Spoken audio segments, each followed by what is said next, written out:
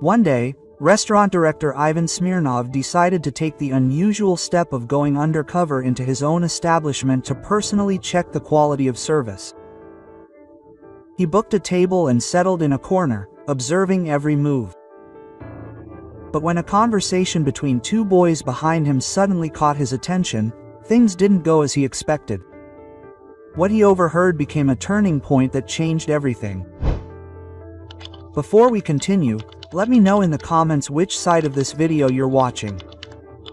And make sure you're subscribed to the channel, because tomorrow I've prepared another interesting story for you.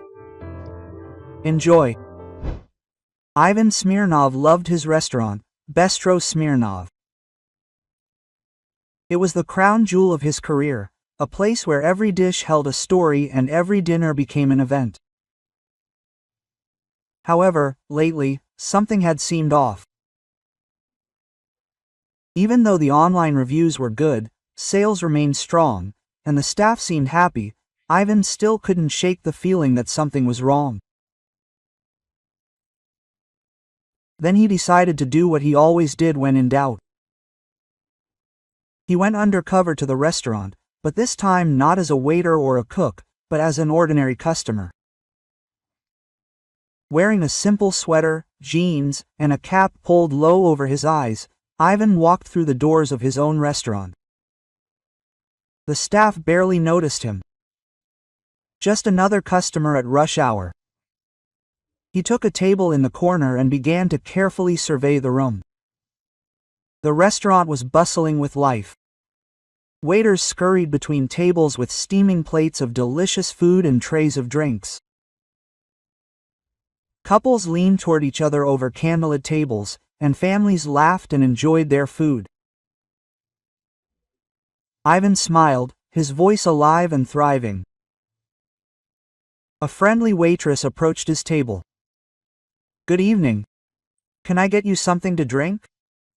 "Water," Ivan replied, trying to sound casual. "And give me a few minutes to look over the menu." The waitress nodded and left, and Ivan opened the menu, which he knew by heart. But his thoughts were far from the dishes. He focused on the noise and conversations around him. This was his chance to hear genuine opinions, to see his restaurant through the eyes of those who mattered most to him, his customers. Suddenly, Ivan caught voices. Two boys. Their whispers immediately caught his attention. "Do you think we'll even see him?" whispered one. "I don't know," replied the second. "But Mom said it was here. She said, he's here all the time." Quote. Ivan became wary. Who were they talking about? He leaned over the menu, pretending to read, but his attention was focused entirely on the boys' conversation. "What if we get caught?" asked the first boy anxiously. "We're not even supposed to be here." "They won't," snapped the second boy. "We just need to find out who he is." Ivan frowned. Who are they looking for? At first, he wanted to dismiss the conversation, thinking the children were simply curious. Perhaps they were looking for some local celebrity. But there was such urgency in their voices that he began to feel uneasy. "Mom said it was his fault everything went wrong," the second boy continued. "She said that if it weren't for him, we wouldn't be living the way we do now."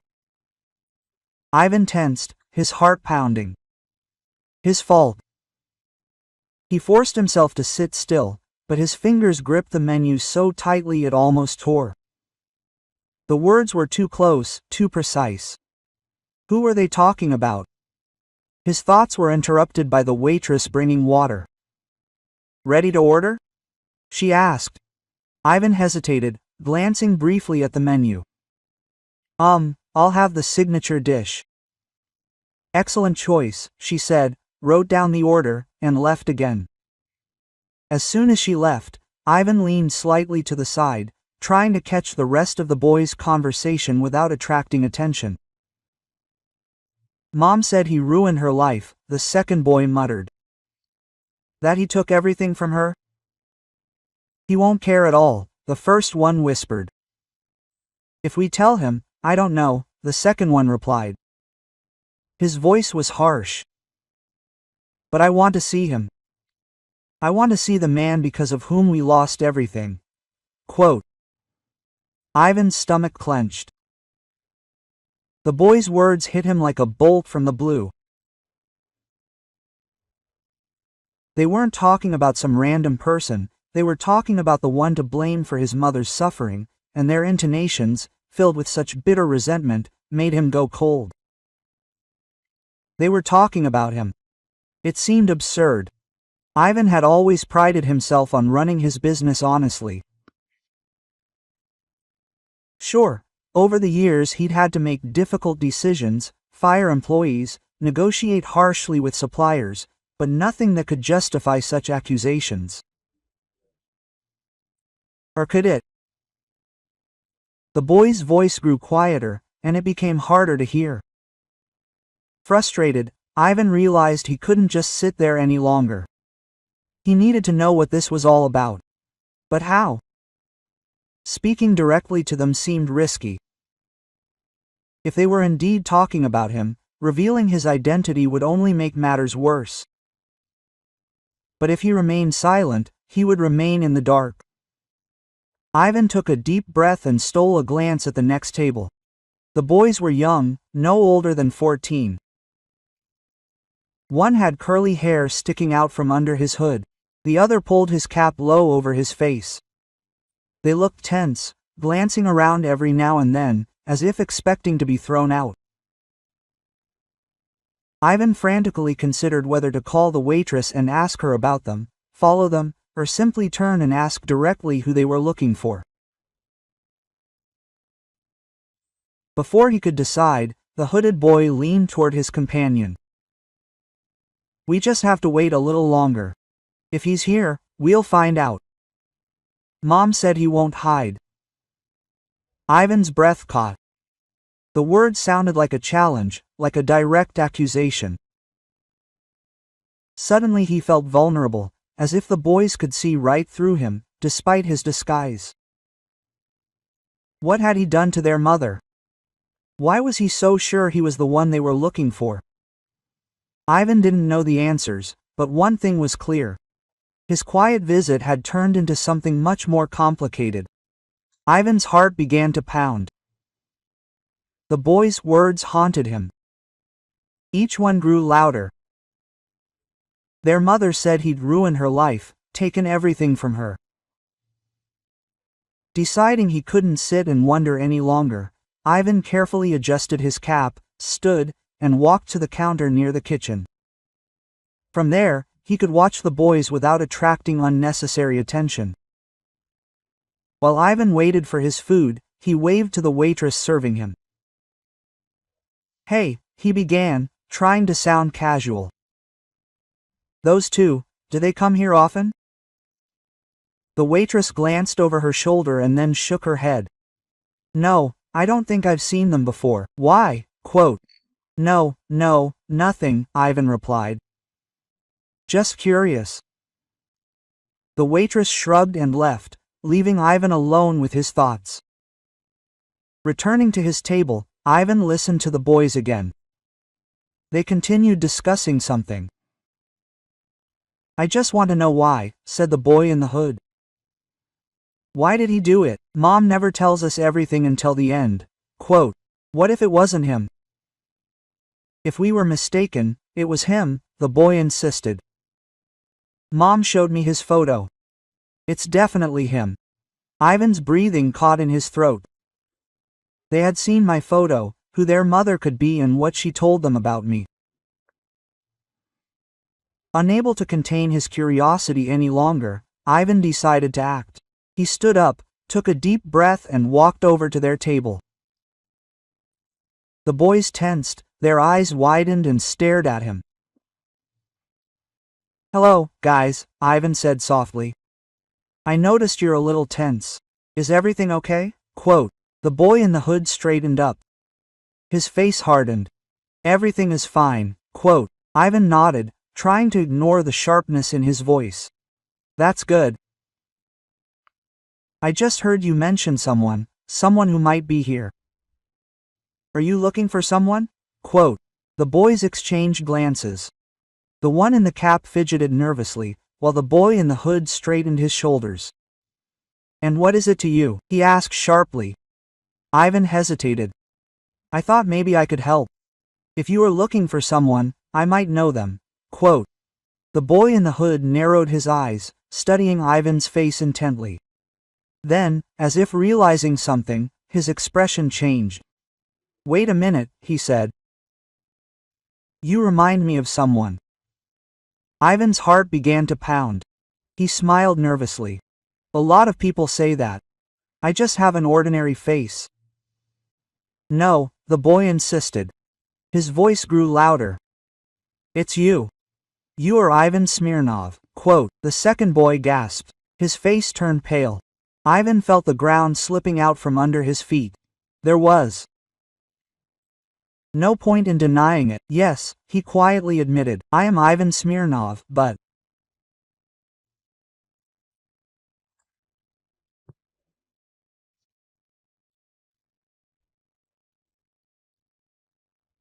how do you know who I am? Quote. The boy in the hood flashed his eyes, full of rage. Because of what you did to our mother. Your mother. Forgive me, but wait, you know, the boy interrupted sharply. Elena Boronovskaya, remember her? The name hit Ivan like thunder. His thoughts flew back in time. A young, talented woman who worked for him as a cook, full of enthusiasm and ideas, she dreamed of making her mark on the culinary world. But one day she suddenly quit, leaving no explanation. He hadn't thought about her in years. Quote. Elena, he repeated slowly, as if the name were a heavy weight on his tongue. She worked here, didn't she? The boy's jaw clenched. And she didn't just work here, she gave this place everything. She helped you build it. Quote. And what did you do? The boy asked sharply. You stole from her, stole her recipes and kept them for yourself, and then made sure she wouldn't get a job anywhere else. She told us everything. Ivan looked at the boy, his mind frantically trying to process what he had heard. It's not true, he said. His voice trembled. Quote. I never. Why would she think that? Because it's true, the boy snapped. You ruined her life. You ruined our lives. She said you were jealous of her, that you couldn't stand it when someone else was the center of attention. Ivan felt as if he had been struck. He frantically tried to remember what had happened all those years ago. Could he be wrong? Could he be so absorbed in creating his own dream that he didn't notice someone else's was crumbling? I need to talk to your mother, Ivan finally said. His voice was firm but calm. If what she told you is true, I want to hear it from her. Let me talk to her. The boys exchanged a wary glance. She's not here right now, said the one in the hood. But if you really want to know the truth, come to our house. Ivan nodded, feeling a heaviness in his heart. I'll come.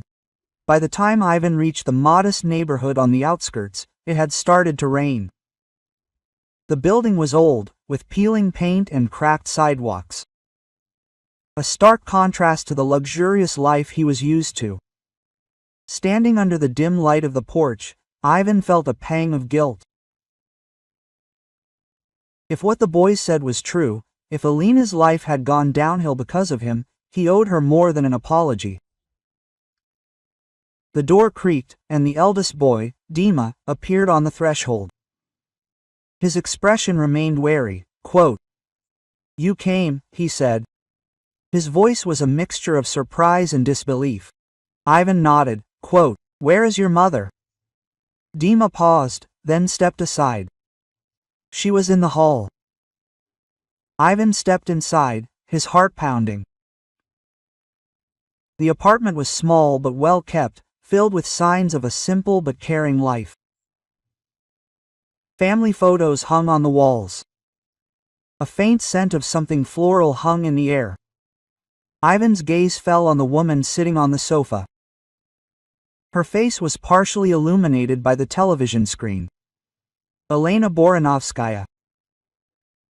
Her once bright chestnut hair was now streaked with gray strands, and her eyes had a weariness that was not there in the times he remembered. But it was still the same Elena, the ambitious, determined woman who had once shown great promise in his kitchen. "Lena," Ivan said softly. She raised her head. Her expression wavered between shock and contempt. "Ivan Smirnov," she said coldly. "I can't say I expected to see you here." "Lena, I didn't know it was you. The boys told me what you said about what happened. I need to understand, did I really do all this to you?" Elena's eyes narrowed. She put the remote aside. "You don't even remember, do you?" she asked. "Of course you don't remember. People like you never remember." "Len, I don't want to argue," Ivan said. His voice wavered. "I sincerely don't remember doing anything that could ruin your life. Please, tell me what happened." Elena leaned back, crossing her arms over her chest. "Do you want the short version? Please. You took credit for me. All those dishes that made your restaurant famous, most of them were mine. I trusted you, Ivan. I thought you were my mentor, helping me grow, and you just used me. Lena, it's not like I remember. You were part of the team. An important part. Part of the team," she interrupted sharply. Her voice wavered with anger. "Then why was it only your name that was mentioned in every Ostro-Smyrny article? Why did you ignore my achievements? And when I finally decided to talk to you about it, what did you do? You ruined my career." "Ruined?" Ivan's stomach clenched at the weight of her words. "Lena, I couldn't. I would never." "Yes, you could," she said. Her voice trembled, this time, not only from anger, but also from pain. "I tried to get a job at every restaurant in town, and I was rejected. It was like someone put a black mark on my name. I had to leave the industry entirely.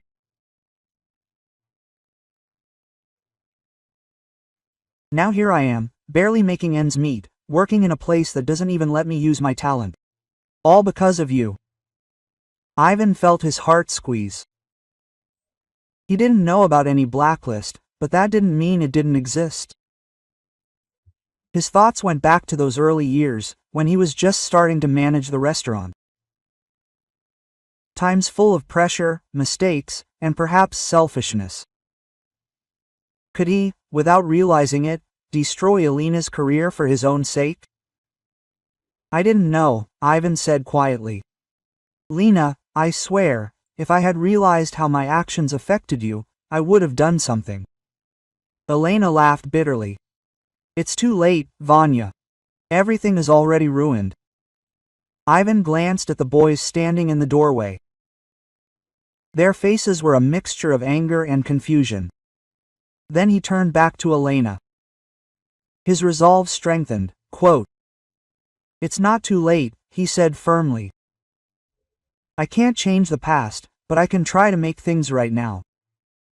Elena, you're an incredible cook. If you're ready, I want to offer you a position at Bistro Smyrny, a high position with recognition of your merits." Elena's eyes widened, and for a moment she looked vulnerable, confused by his proposal, but then her face hardened again. "You think you could, that you can buy my forgiveness with a job?" Her voice trembled. "No," Ivan shook his head. "This is not forgiveness. This is the opportunity you should have had from the beginning. I can't erase what Lena did, but I want to help you get back to what you love.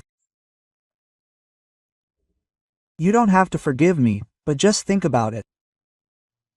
Elena looked at him for a long time, emotions changing on her face. Finally, she sighed heavily. Her shoulders slumped. Quote, I don't know. I don't know if I can trust you again." "You don't have to decide right now," he said. "Ivan, take your time. But whatever you decide, know this, I'm truly sorry. For the first time, Alina's expression softened, if only slightly. Quote, I'll think about it, she said quietly. Ivan nodded, feeling a faint spark of hope.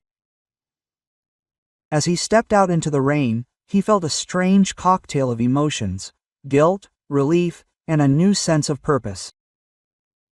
The path to redemption would not be easy, but he was determined to follow it.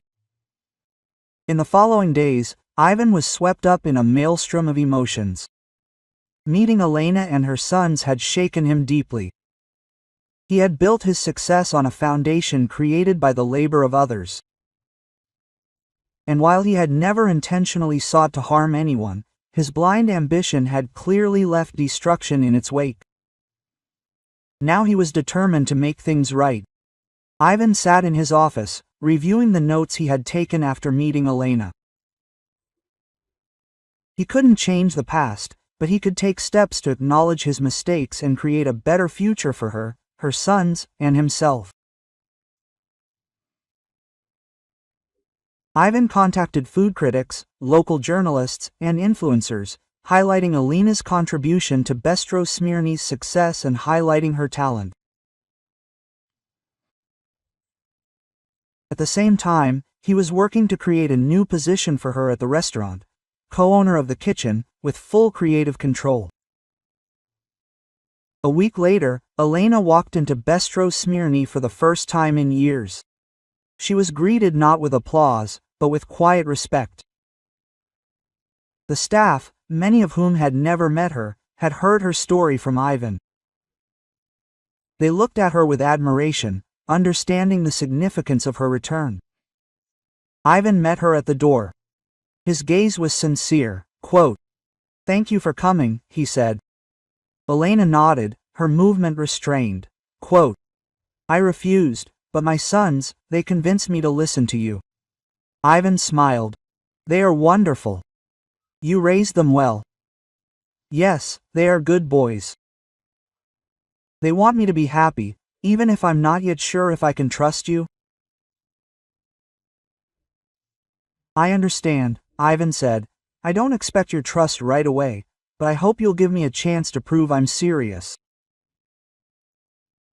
Elena followed him into the kitchen, where he outlined his proposal.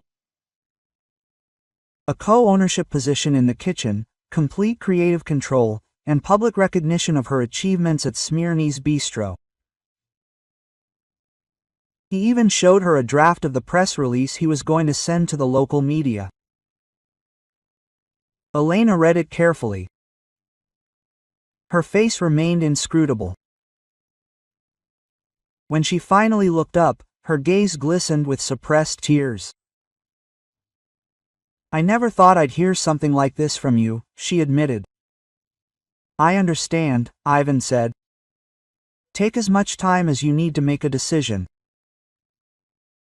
But whatever you do, know that I sincerely regret how everything turned out. Elena was silent for a moment. Her thoughts seemed to be churning in her head. Then she surprised him by extending her hand. Let's see if we can make this work.